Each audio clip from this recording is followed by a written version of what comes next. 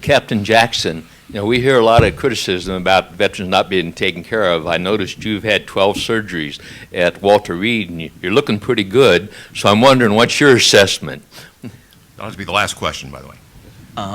I unfortunately have a very cynical view of the Army's healthcare system because I was at Walter Reed prior to the whole revamping of the WTUs and all that. But I do have a very positive outlook on the future based on those changes after the Washington Post article came out. So I can tell you what it was like both before and after. Initially, when I came to Walter Reed in December of 2006, a lot of the way I was treated are things that I want to make sure aren't repeated in the future. My parents were my primary care providers for the first few months. I was sent home immediately after being discharged as an inpatient. I was only in the hospital for, I think, about 2 weeks.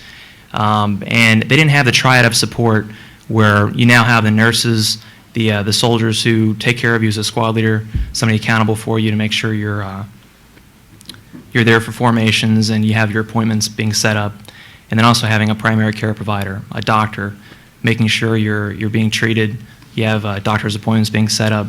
That wasn't all there before. Before, you just had one nurse, you had a platoon sergeant responsible for 60 soldiers. You didn't have that low ratio of 6 to 1 like you do now. So I made my own appointments, didn't have anybody really being accountable for me. I just showed up if I felt like it. So I showed up to all my appointments because I wanted to expedite the treatment and get out of there and get back to my unit. But I kind of fell through the cracks, and I really developed kind of a cynical attitude over time. So I went through different phases, initially kind of being confused over what my future was going to be in the Army, if I was going to go back to my unit, if I was going to have a full recovery or not. And then I kind of went through a state of denial. Was this really happening to me? Why was I injured? And then over time, I became more upbeat as I saw the other people that had more severe injuries. Daily, I'd interact with amputees, sometimes double-leg amputees, people who, despite all odds, had an upbeat attitude, who never gave up. And that motivated me. That inspired me every day. And to look at my situation and realize it could always be worse.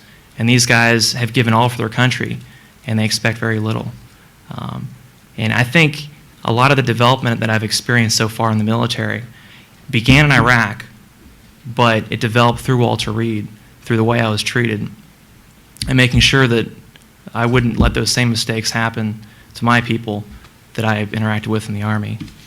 So I think a lot of my growth has happened through my experience at Walter Reed.